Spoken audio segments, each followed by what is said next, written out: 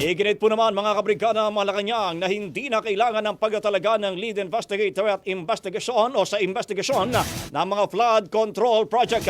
Ayon kay Palace Press Officer Claire Castro, nagbigay at naglabas na ng malinaw na mekanismo at sistema si Pangulong Ferdinand Marcos Jr.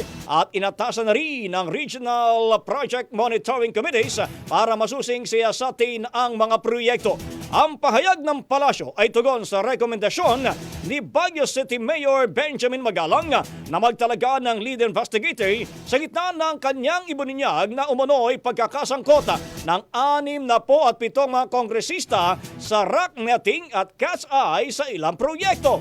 Sa halip niya na hinikayat ni Castro, si Magalong na agad nang isumiti sa Pangulo ang hawak niyang impormasyon at ebidensya upang masimulan kaagad ang pagsasampa ng kaso laban sa mga sangkot sa anomalya. Ang bahaging ito ay hatid sa atin ng Yummyvit ES2 Oral Drops. Simulang tuparin ang pangarap ng iyong anak. And stunting now!